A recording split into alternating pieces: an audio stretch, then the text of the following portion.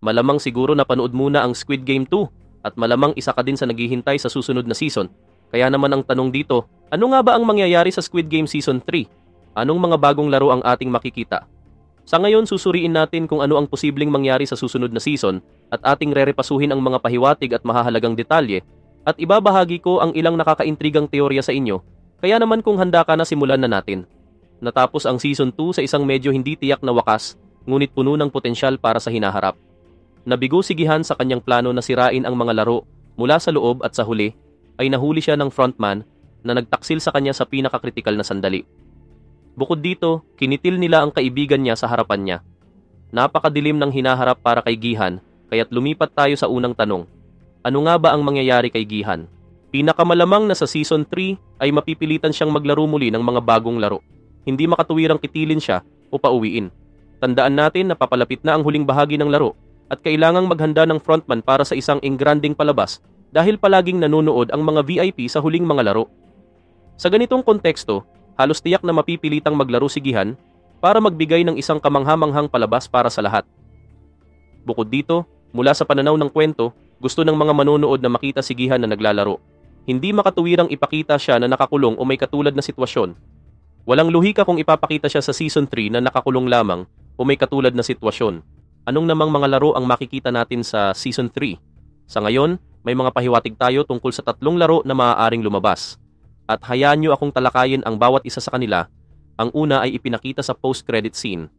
Dito, nakita natin ang bagong bersyon ng doll game, ngunit may idinagdag na lalaking manika.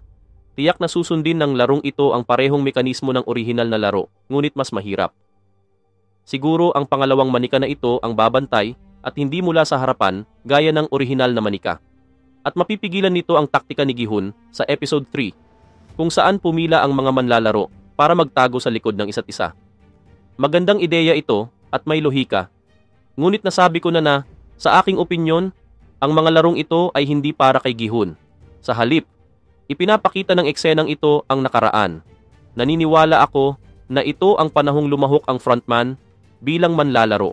Tandaan natin na nanalo siya sa laro noong 2015. Sa post-credit scene, nakita natin ang Player 100 na ipinakilala na ngayong season. Ito ang matandang lalaking ito. Ngunit kung titingnan natin ang eksena ng manika, wala pa siyang puting buhok, kaya't hindi siya ang parehong manlalaro. Batay dito, iniisip kong ang larong ito ay hindi para kay Gi-hun, kundi eksena mula sa nakaraan. Lumipat naman tayo sa ibang mga laro. Sa mga dingding ng dormitoryo, makikita natin ang mga figura na kumakatawan sa mga larong hindi pa naipakilala, hindi bago ang ideyang ito. Sa nakaraang season, ginamit na ng serye ang ganitong taktika. Sa mga dingding, may mga guhit na kumakatawan sa lahat ng larong nilaro ni Gi-hun. Sa ganitong pananaw, hindi na magiging kakaiba kung ulitin nila ang ganitong pattern. Sa unang laro, makikita natin ang mga figura ng mga taong gumagalaw sa mga monkey bars.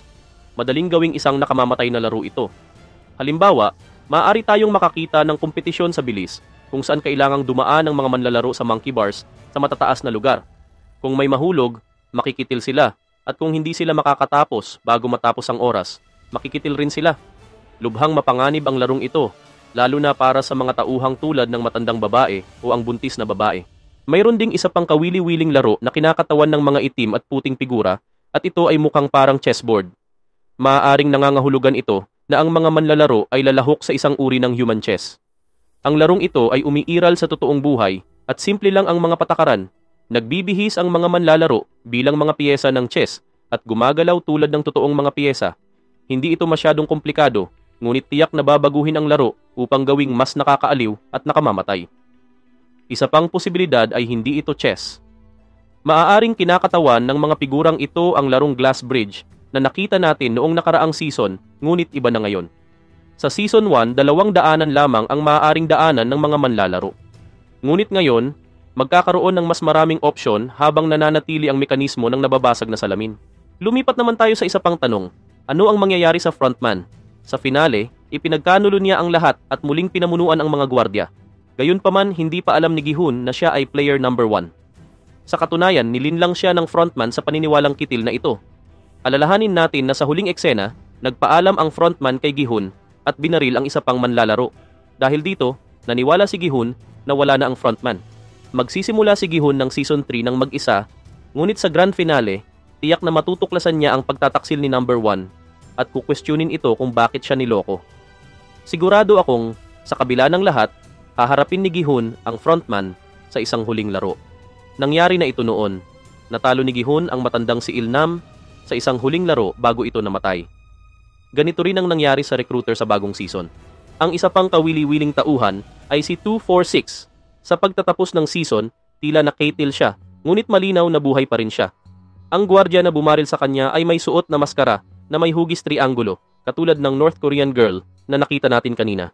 Ang babaeng ito ay nakisimpatya sa manlalarong ito dahil nakilala niya ang maliit na anak na babae nito.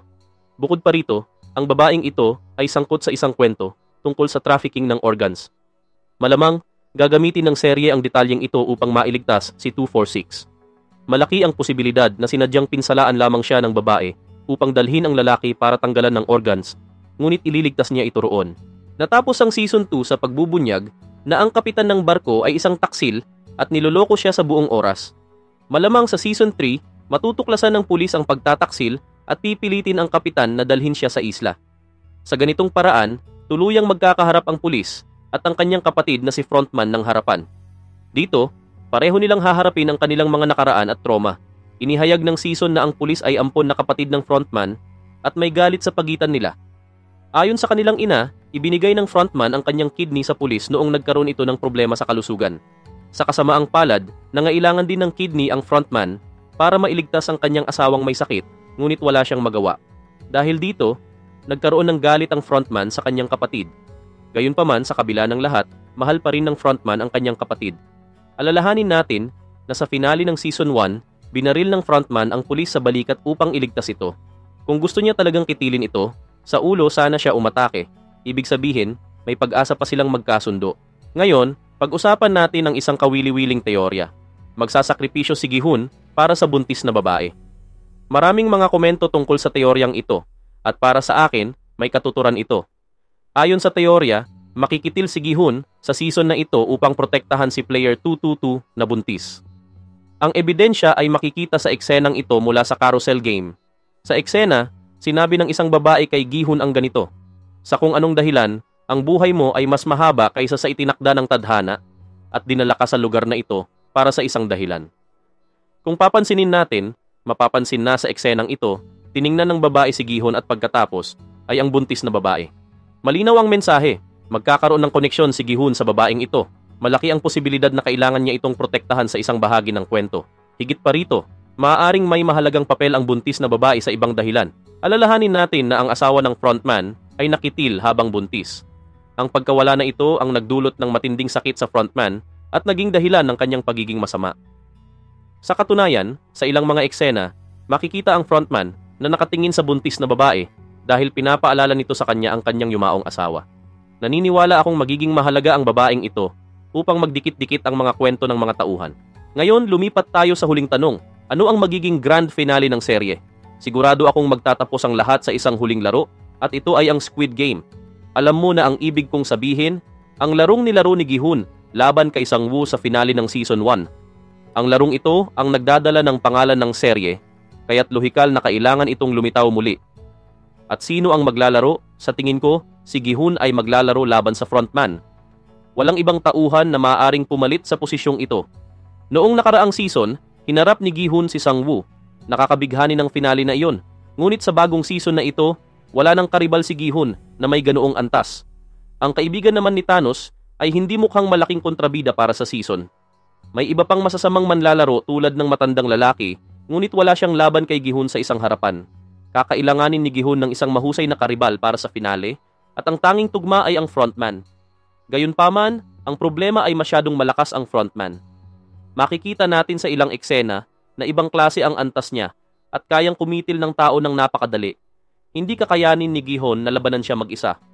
Upang maresolba ito, maaaring idagdag ang pulis sa equation. Maaari niyang baguhin ang laro upang magkasamang harapin ni Gi-hun at ng pulis ang frontman. Magiging isang maalamat na laban ito na puno ng aksyon at halo-halong emosyon. Ganito ko tatapusin ang serye.